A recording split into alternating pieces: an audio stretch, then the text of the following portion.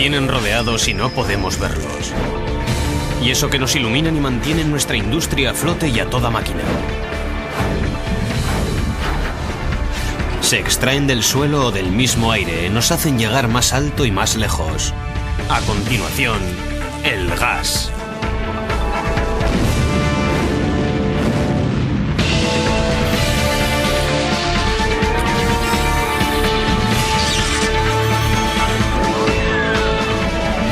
El gas.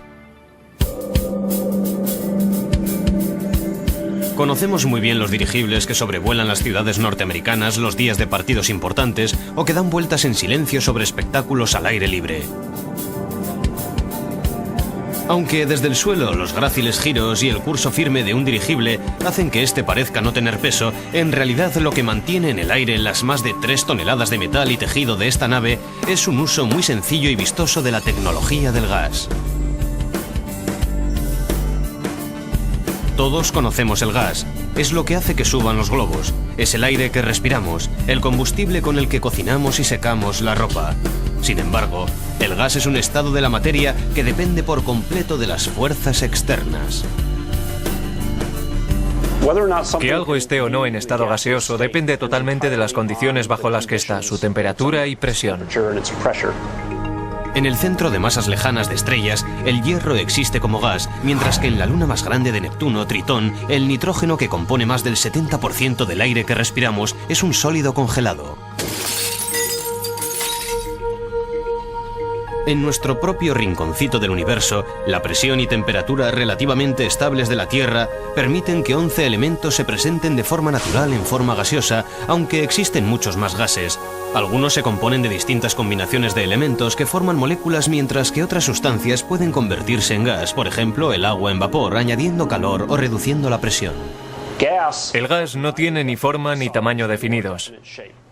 Si encierro un gas dentro de una forma cerrada, como una botella o un vaso, se expandirá hasta llenar el recipiente y adoptará la forma de esa botella.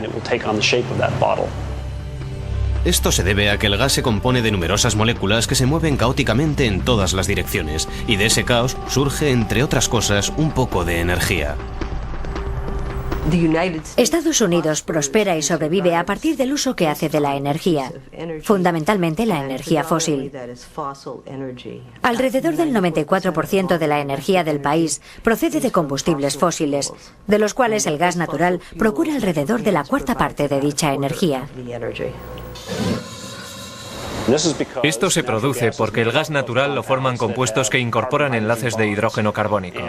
Y en presencia de una alta proporción de oxígeno y a una temperatura elevada, estos enlaces de hidrógeno carbónico reaccionan con el oxígeno formando enlaces de oxígeno carbónico e hidrógeno oxigenado.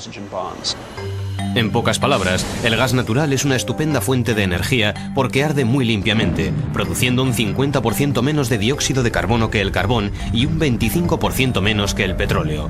Su componente fundamental es el metano y se desarrolla en formaciones geológicas subterráneas a partir de materia vegetal y animal en descomposición. Solo en Estados Unidos, el Departamento de Energía calcula que cerca de 27 billones de metros cúbicos yacen atrapados en bolsas subterráneas y la única forma de llegar a ellas es perforando.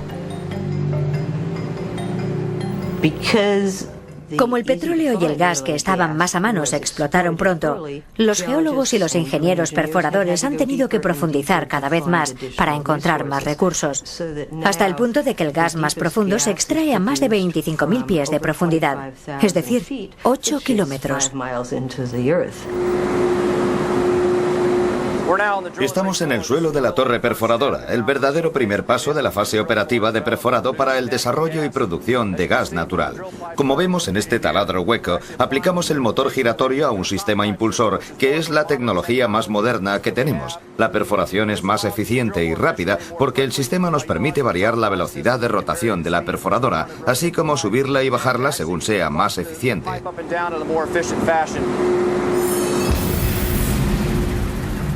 En el interior de la tubería giratoria se bombea un barro especial capaz de sacar del pozo la roca pulverizada y otros escombros.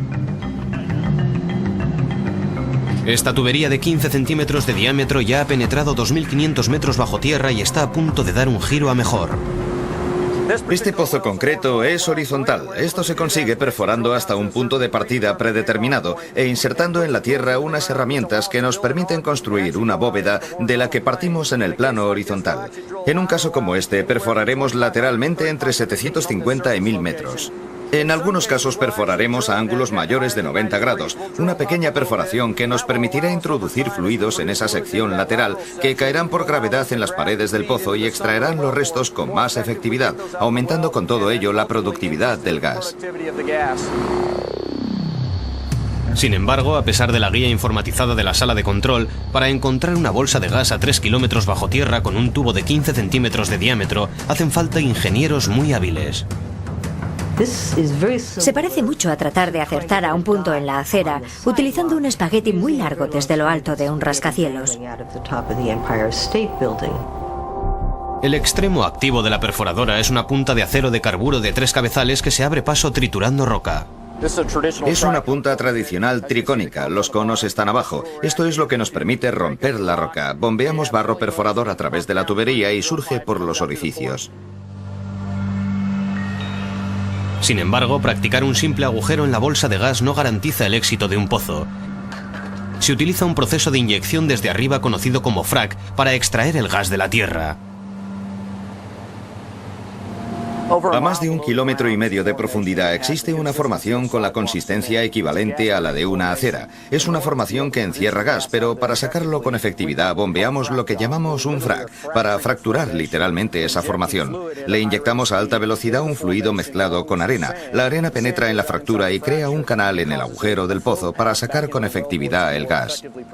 Utilizamos un gel que bombeamos en la formación. Se aprecia que es relativamente denso y muy consistente, y le añadimos arena que posteriormente se deposita en la formación, se queda allí y constituye un mecanismo o un medio para que el gas fluya por el pozo practicado.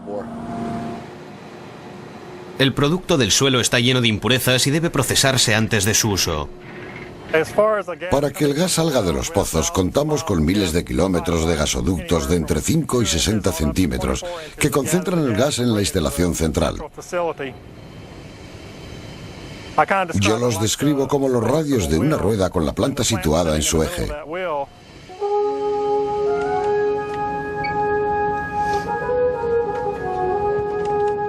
El primer paso consiste en retirar el agua del gas colocando el producto en depósitos de almacenamiento. En ellos el gas se eleva mientras que el líquido más pesado se precipita al fondo. El gas natural crudo es en realidad una combinación de combustibles fósiles. El paso siguiente en la producción consiste en separar y purificar cada uno de los gases. Se utilizan métodos muy complicados de separación que van desde la manipulación de presión y temperatura hasta los procedimientos químicos, según cual sea la composición del gas. Aquí, en la planta de Devon Energy Bridgeport de Fort Worth, Texas, el método preferido es el de enfriamiento criogénico.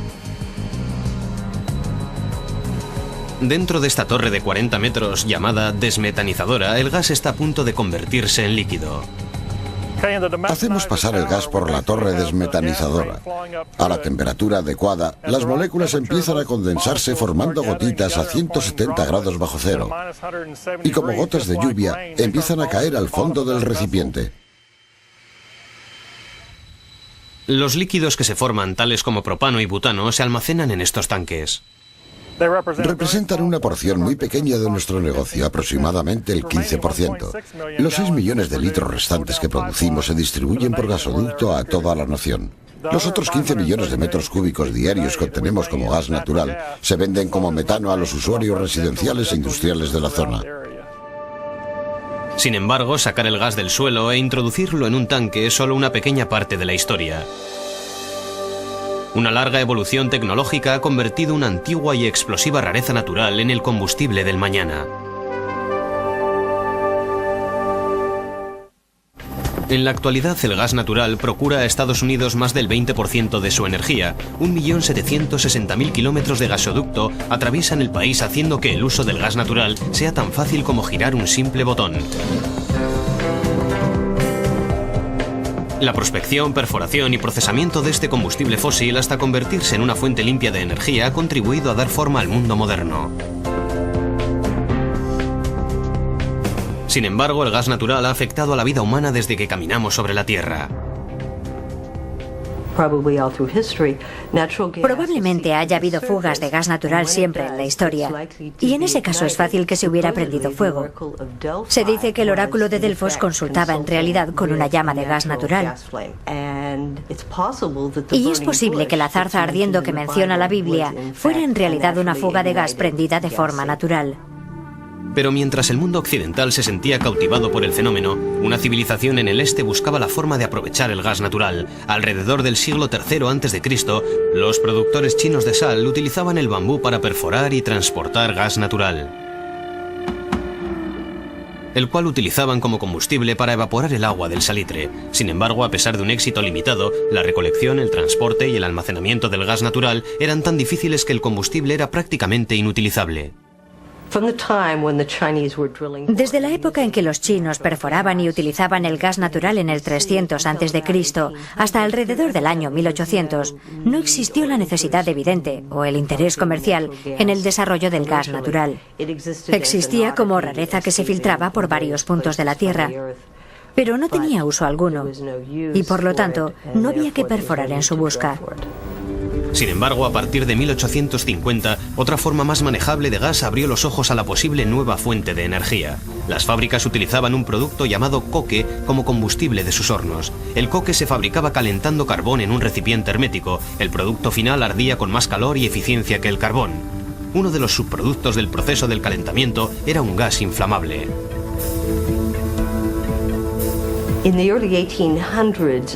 A principios del siglo XIX se descubrió la fabricación del gas, muy útil para el alumbrado urbano.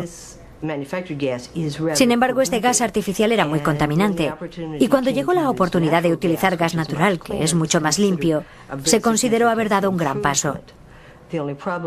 El único problema era que gran parte del gas natural se encontraba lejos de las ciudades, cuyas farolas lo podrían utilizar. Las compañías petrolíferas podían cargar con facilidad sus productos líquidos en trenes y camiones, pero eso no servía para el gas inodoro e invisible. No fue hasta el perfeccionamiento de la soldadura de tuberías, en tiempos de la Primera Guerra Mundial, que el gas se pudo transferir a distancias importantes. Entonces, naturalmente, la mala situación económica durante la Depresión y la Segunda Guerra Mundial hizo descender significativamente la demanda de gas natural. Fue solo después de la Segunda Guerra Mundial, cuando confluyeron la necesidad y la tecnología de transportar el gas, que se produjo un aumento importante en el uso del gas natural. El momento era perfecto. El mundo del consumo estaba a punto de dar un gran paso hacia el futuro y el gas natural iba a ser al mismo tiempo la energía y el producto. Oportunidades tales como el desarrollo de los plásticos en los 50 fueron las que estimularon de verdad el uso del gas. El gas natural era al mismo tiempo el combustible de las fábricas de plásticos y la materia prima que se utilizaba para fabricarlos y producir un cambio importantísimo en nuestro estilo de vida a partir de los años 50. Entre el plástico y los gasoductos, el gas natural había dejado de ser un combustible alternativo. Era una parte tan importante de la vida del consumidor como la gasolina y la electricidad, y su uso continuaría creciendo. En la actualidad, ese crecimiento ha desembocado en una amplia gama de sistemas de distribución de gas natural. Este petrolero de aspecto extraño transporta más de 125.000 metros cúbicos de gas natural, los cuales se descargarán en una terminal especializada. Sin embargo, gran parte del gas natural que utilizamos llega a través de un conjunto complejo de tuberías y centros de distribución que envía el producto hacia consumidores de todo el país. La Southern California Gas Company es la mayor empresa de distribución a nivel local de Estados Unidos. Atendemos aproximadamente a 20 millones de personas con unos 5.400 kilómetros de tubos que cubren un territorio de alrededor de 65.000 kilómetros cuadrados, aproximadamente como gran parte del sur de California. Anualmente movemos alrededor de 28.000 millones de metros cúbicos de gas, un poco menos del 5% del gas consumido en Estados Unidos. El gas natural entra en los sistemas por el colector interestatal, una tubería de 75 centímetros de diámetro, aunque bajo presión el gas natural avanza despacio. La predicción de la cantidad de gas que se va a consumir es una parte importante del trabajo de los distribuidores. Ahora estamos en el Centro de Control de Gas del Sur de California, desde donde hacemos el seguimiento del gas que entra y la predicción del gas que utilizarán nuestros clientes. Cada día tenemos que hacer pasar gas por el sistema de gasoductos para garantizar que esté donde el cliente lo necesite. Y como el gas se mueve relativamente despacio, debemos acertar en la predicción y conocer las necesidades de los clientes. Garantizar que no hay interrupción, los países mantienen una cantidad extra de gas natural a mano. Gracias a las más de 400 instalaciones de almacenamiento distribuidas por el país, si la demanda sube de pronto y el suministro de gasoducto no basta, se puede recurrir a reservas cercanas. Esta es una de las instalaciones de almacenamiento de gas natural más grandes del oeste de Estados Unidos. Lo que da tanto valor a este lugar, carente de tanques y tuberías de acero, es la formación geológica rocosa a más de 3.000 metros de la superficie. La razón de almacenarlo aquí es porque 3 kilómetros bajo mis pies hay una roca especial, la arenisca porosa. El 20% de esta roca es de base porosa, equivalente al espacio entre granos de arena de la playa, y es ahí donde comprimimos y depositamos el gas. Podemos colocar 1,5 millones de centímetros cúbicos de gas por cada 30.000 de roca. Y esto es piedra impermeable de 60 metros de grosor encima de esta arenisca, que es lo que sella el gas, para que nosotros lo distribuyamos según las necesidades. Devolver el gas a la Tierra cuesta casi tanto trabajo como haberlo sacado de ella.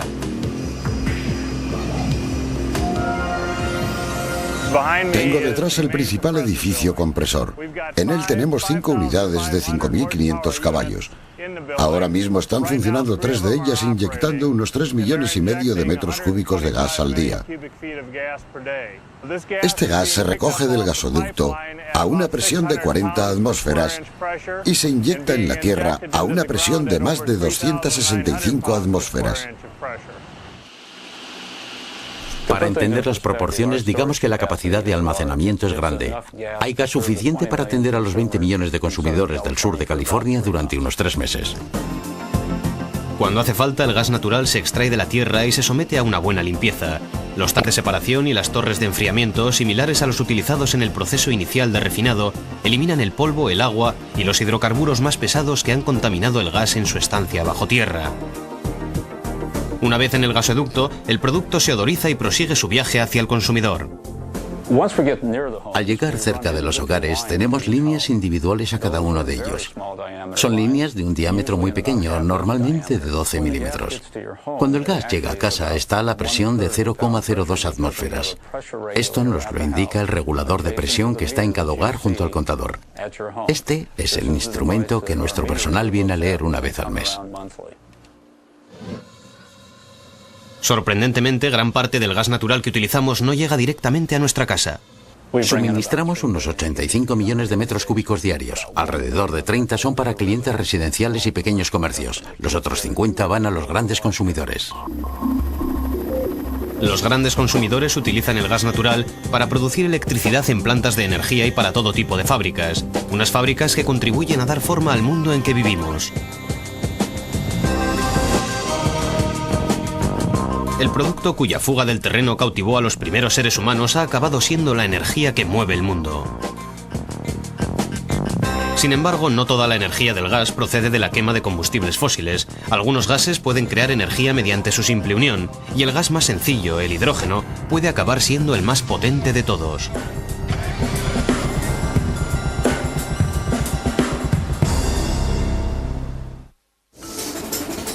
Uno de los primeros usos humanos de la tecnología del gas como fuente de energía llegó con la invención de la máquina de vapor. La primera se construyó a finales de la primera década del siglo XVII y su rápida evolución cambió el mundo aportando la energía que hizo girar las ruedas de la revolución industrial. Sin embargo, en estas primeras máquinas el gas no generaba la energía, se quemaban madera y carbón para convertir el agua líquida en algo útil para una máquina. El vapor.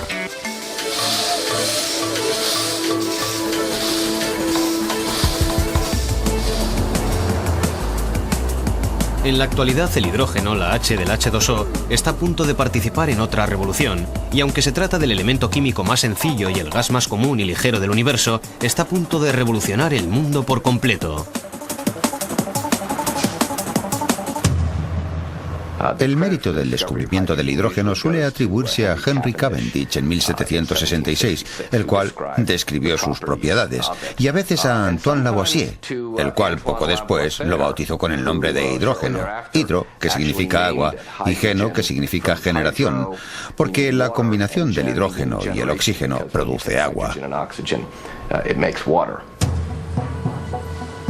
Sin embargo, los ingenieros han descubierto que ambos gases también pueden usarse para generar una fuente limpia de energía en un instrumento llamado pila de combustible.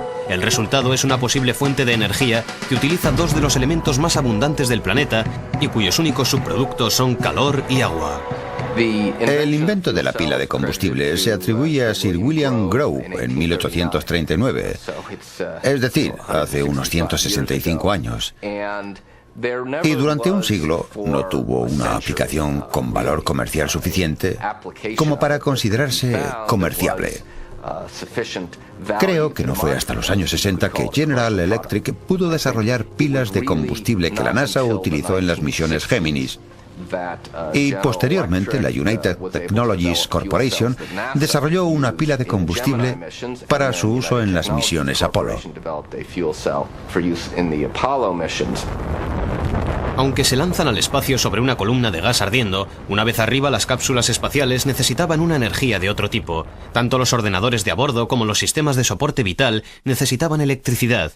Pero los medios tradicionales de generar energía recurrían a la combustión, una opción poco práctica y potencialmente peligrosa en el espacio. Las pilas de combustible parecían ideales y además tenían otros beneficios.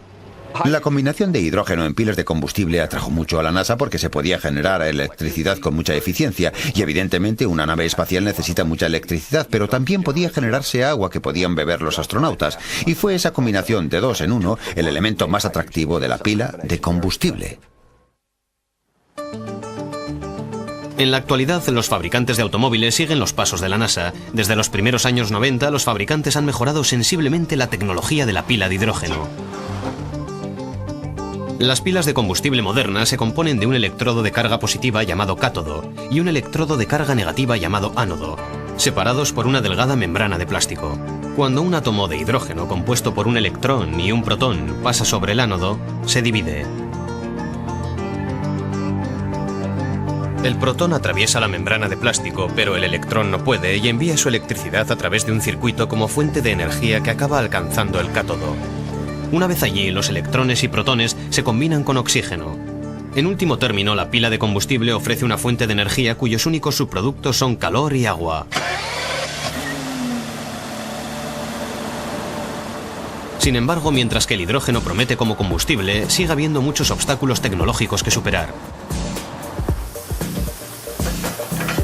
El gas es extremadamente volátil y los científicos pretenden descubrir una forma de almacenar grandes cantidades del mismo sin recurrir a la alta presurización potencialmente explosiva. Sin embargo, los mayores obstáculos para crear esta fuente ideal de energía tienen menos que ver con la pila de combustible que con el propio gas. El principal problema de la producción de hidrógeno es que en la actualidad el 95% de ese gas procede del gas natural, y el gas natural es un combustible fósil, y cuando se convierte el gas natural en hidrógeno se libera una gran cantidad de dióxido de carbono, el principal gas invernadero causante del calentamiento global. De modo que así no se soluciona en realidad nuestra dependencia de los combustibles fósiles, ni se resuelve el problema del calentamiento global, el hidrógeno a partir de estos combustibles. El objetivo, el sueño, es fabricar hidrógeno con la energía eólica, la solar, etc. El problema es que se trata de un proceso muy caro y nada eficiente.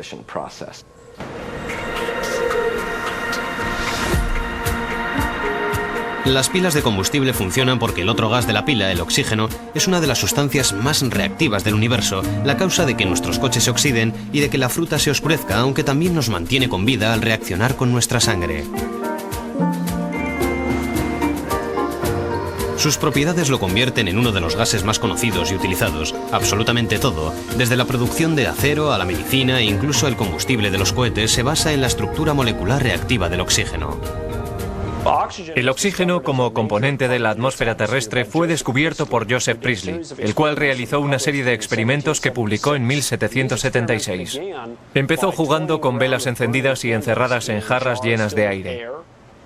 Pronto, no sé por qué razón, decidió abandonar las velas en favor de los ratones, y su experimento más importante fue colocar un ratón dentro de una jarra llena de aire normal, descubriendo así que el ratón permanecía con vida y activo durante 15 minutos. Después, utilizó una jarra llena de oxígeno y el ratón vivió durante 1 hora. Así, viendo que el ratón vivía la cuarta parte con aire, propuso que el aire se componía de alrededor de 1/4 de O2, lo cual se acerca bastante a la cantidad correcta. Y a propósito, el ratón sobrevivió. Él afirma que lo sacó de la jarra al cabo de la hora, lo calentó junto al fuego y siguió con vida. En los 100 años siguientes, los empresarios industriales, como los productores de acero, empezaron a reconocer la ventaja de la naturaleza reactiva del oxígeno. La inyección de aire sobre el metal fundido hace que éste sea más fuerte porque las impurezas se oxidan y se separan en forma de humo o un material quebradizo llamado escoria.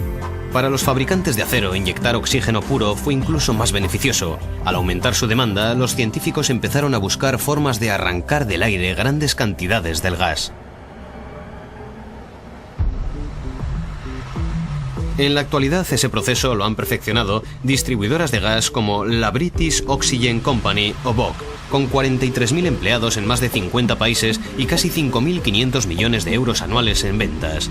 La BOC es uno de los grandes proveedores de gases industriales del mundo.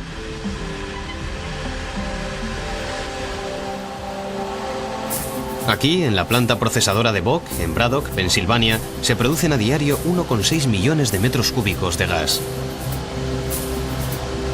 La producción puede resumirse en 2 palabras, limpia y fría.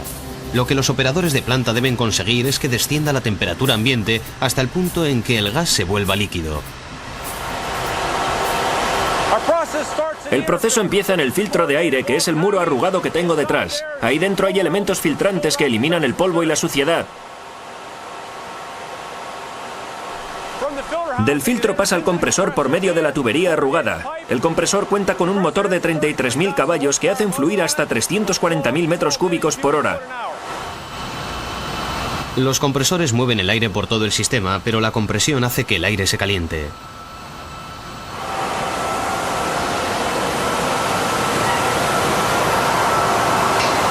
Una vez comprimidos el aire y el gas, tenemos que volverlos a enfriar.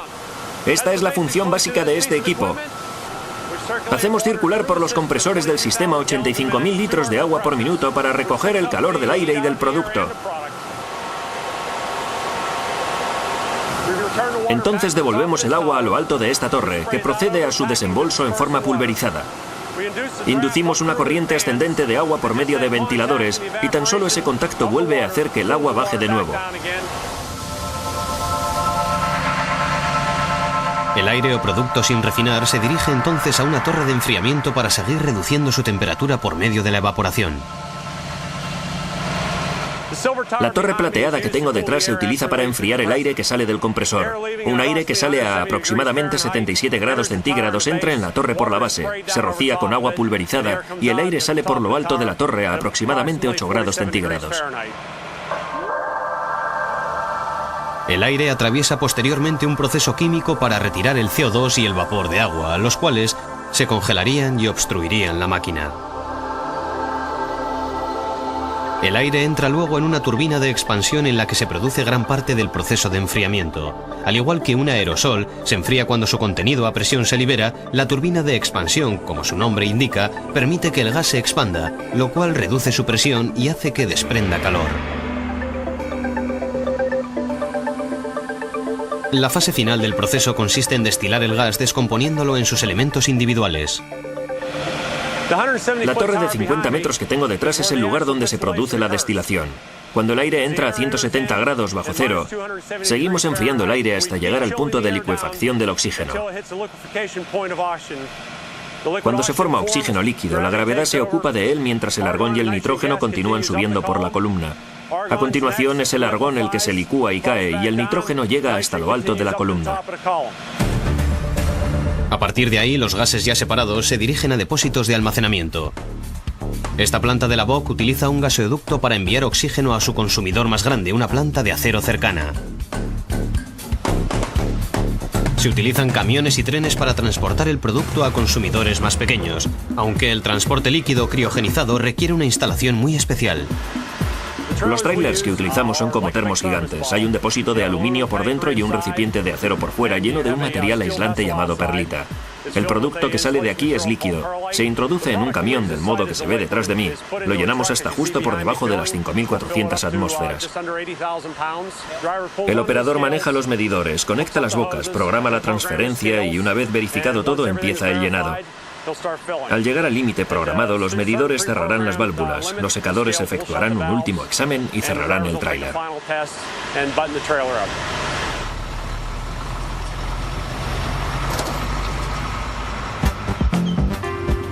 Sin embargo, aunque algunos gases sirven por su capacidad de reacción, otros son valiosos por justo lo contrario. Y la naturaleza noble de un número reducido de gases como el helio, mejor conocido como el gas que eleva lentamente los dirigibles, es también responsable de la tecnología de vuelo más rápida y a mayor altura jamás construida. Helio, neón, argón, criptón, xenón y radón son los 6 elementos conocidos como gases nobles, nobles porque no reaccionan con nada. A nivel molecular, estos gases poseen un número par de electrones en su capa exterior, lo cual los hace estables pues no tienden a compartir electrones ni a reaccionar con otros elementos. Uno de los gases nobles más utilizados es el helio.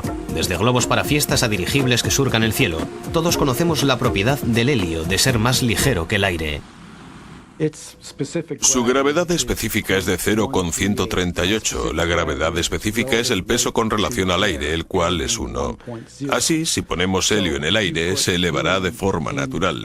Es más, acabará elevándose hasta salir de la atmósfera. Por eso hay solo una cantidad pequeña de helio en la atmósfera, porque está constantemente ascendiendo y escapando al espacio. En la Tierra el gas se encuentra principalmente bajo el suelo, en depósitos de gas natural. Sin embargo, en el espacio los mayores centros de producción son las estrellas. El helio lo descubrió Pierre Jenson en 1868, al mirar un espectro de emisiones del Sol, en el que percibió una línea amarilla de emisiones que no se correspondía con la de ningún elemento conocido. Así que propuso que la emitía un elemento desconocido en la Tierra, pero corriente en el Sol. Y como Helios es el dios del Sol, lo llamó helio. Se rieron de él. Se consideró ridícula la identificación de un elemento natural sin haberlo aislado antes en el laboratorio. A pesar de las circunstancias poco dignas del descubrimiento del gas, en menos de 50 años el gobierno estadounidense empezó a ver el importante potencial militar del helio. Hacia el final de la Primera Guerra Mundial, el gobierno encargó una flota de globos de helio para realizar misiones de reconocimiento contra los alemanes. Lo que hizo que el gobierno entrara en el negocio del helio fue la fabricación de globos espía durante la Primera Guerra Mundial para detectar piezas de artillería en Europa. La ventaja del helio, por supuesto, es que no es inflamable. Si se dispara a un globo de observación, sencillamente se abre un agujerito, baja lentamente hasta el suelo y se puede salir de él caminando. A finales de los años 20, el gobierno estadounidense empezó a construir el Akron y poco después el Macon. Estas aeronaves rígidas, suspendidas cada una por 170.000 metros cúbicos de helio, han sido las más grandes de la historia de Estados Unidos. Los dirigibles continuaron su servicio militar en la Segunda Guerra Mundial. Durante la invasión de Normandía, unos globos especiales llenos de helio protegían a las naves de los ataques de la Luftwaffe. Aunque con el tiempo el verdadero interés del gobierno por el helio no se debió a su forma de reaccionar bajo el fuego, sino que como gas industrial no reaccionaba en absoluto. Los ingenieros aeroespaciales de los 50 forzaron los límites de la metalurgia en su búsqueda de aeronaves cada vez más rápidas. Los bastidores de titanio extremadamente ligeros y excepcionalmente fuertes abrieron la puerta al vuelo supersónico. Sin embargo, resultaba difícil soldar ese metal. Los soldadores que utilizaban electricidad debían tener cuidado con los gases reactivos. Mientras la electricidad funde el metal, los gases del aire reaccionan con la carga, provocando impurezas que debilitan la soldadura. Al inyectar el helio no reactivo en el titanio fundido, los ingenieros aeroespaciales de los 50 lograron soldaduras tan fuertes que las piezas parecían hechas de una sola plancha de metal.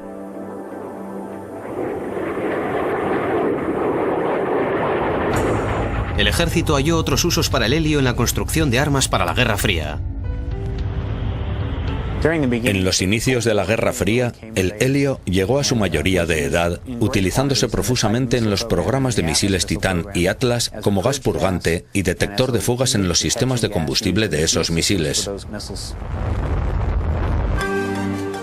Para los ingenieros, el helio es la elección perfecta para buscar orificios. El helio es el segundo elemento de la tabla periódica, lo cual indica su minúsculo peso atómico. Su átomo es estructuralmente uno de los más pequeños, lo cual significa que puede escapar por orificios demasiado minúsculos para el agua o incluso para otros gases. A veces se filtra incluso por materiales aparentemente sólidos.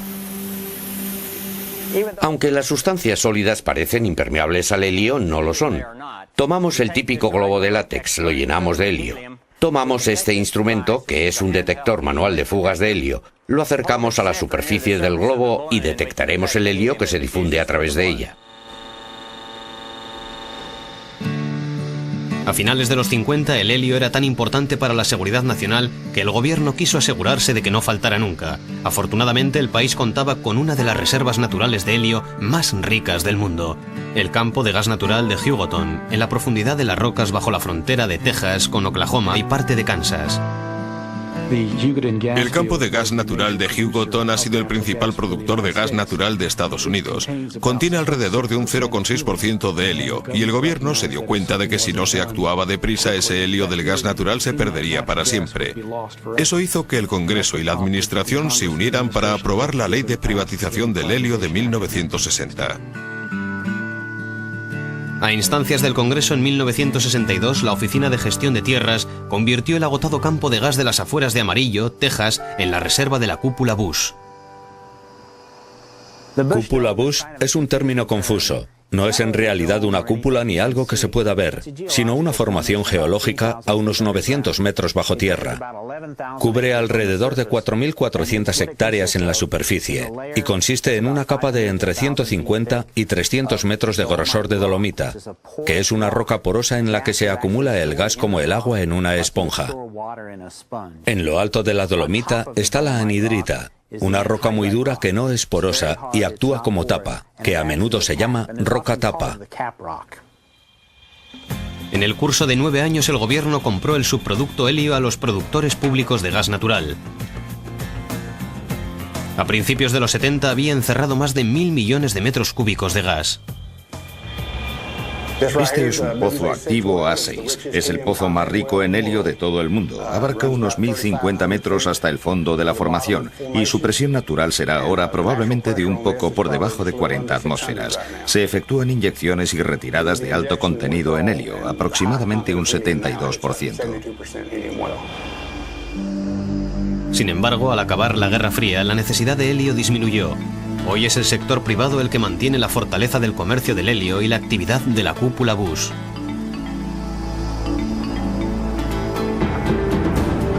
El helio se utiliza en numerosos campos tecnológicos. Su punto de ebullición extremadamente bajo convierte al helio líquido en refrigerante ideal para los imanes de las máquinas de resonancia magnética.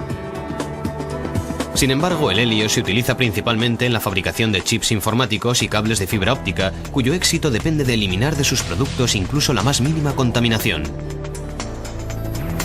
La industria norteamericana utiliza más o menos 150 millones de metros cúbicos de helio cada año. Y la cúpula Bush, que una vez pagó por el gas grandes cantidades a los productores, ahora recibe el pago de los mismos productores por el alquiler de espacio de almacenamiento.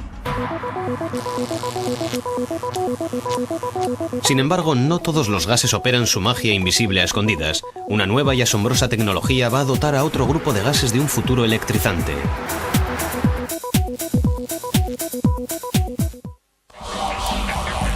Neón, mercurio, helio, xenón y criptón forman el espectro de los colores a cuyo conjunto llamamos luces de neón. Desde el sagrado brillo del cartel de una capilla nocturna para bodas al alegre resplandor de la calle principal de Las Vegas, estas luces de gas han cambiado la forma en que vemos el mundo.